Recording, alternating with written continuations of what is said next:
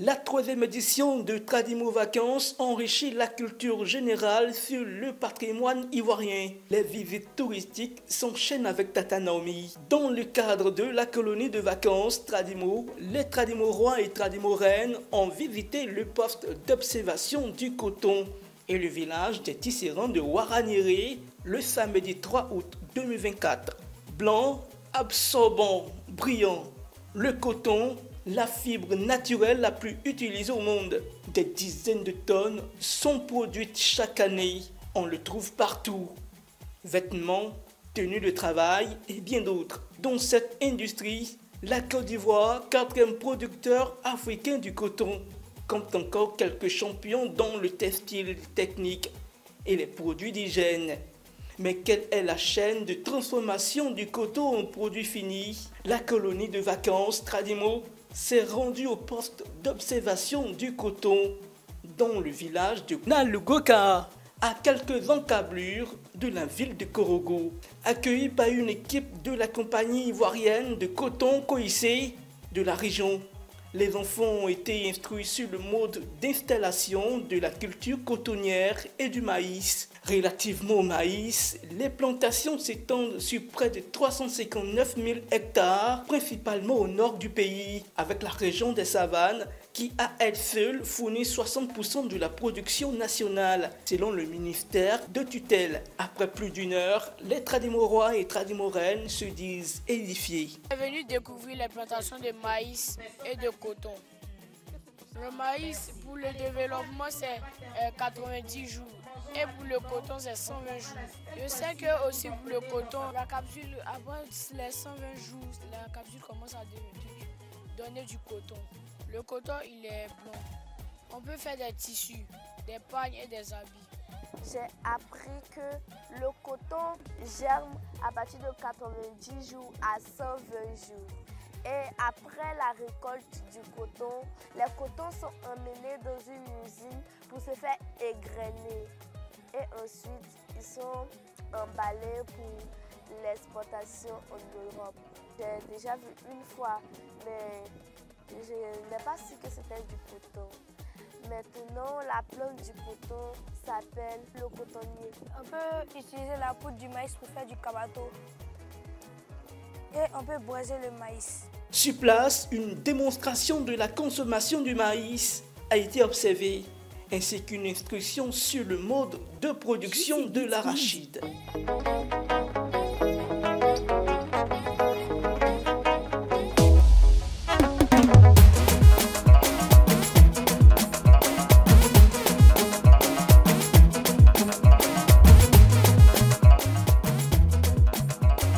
La curiosité a conduit à l'usine de transformation du coton de la ville. Encadrés par une équipe de sapeurs-pompiers, les enfants de Tata Naomi ont pu découvrir la chaîne de production expliquée par des professionnels en dépit de l'arrêt des travaux. On a commencé par le process, c'est-à-dire depuis le pont bascule, nous sommes venus à l'usine.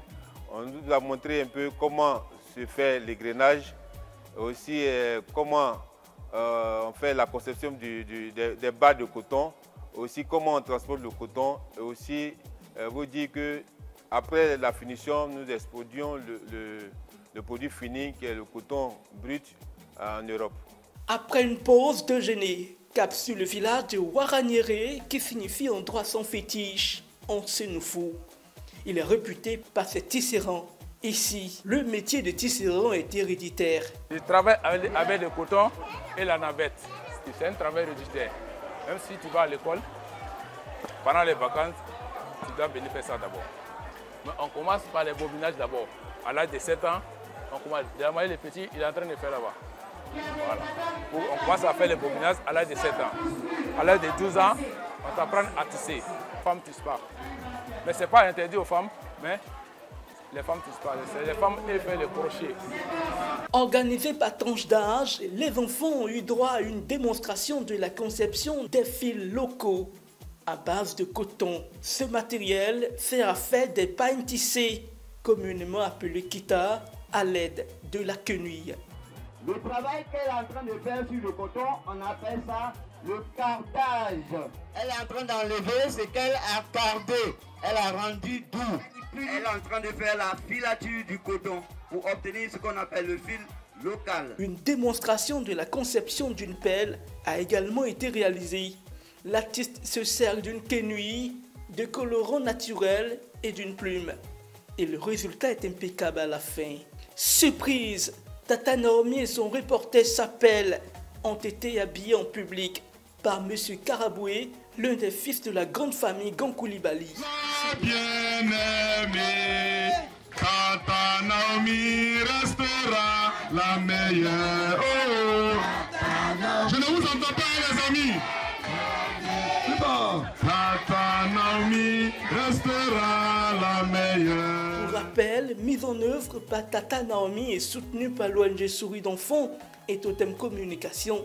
La colonie est sponsorisée par le Fonds d'entretien routier. Elle est accompagnée par Youplay, Chocomax, Riopop, Satoshi, Mini Pressier et Nataraj. Cette édition a pour marraine Mémé Gankoulibaly et se déroule sous le haut patronage de la première dame de Côte d'Ivoire, Dominique Ouattara.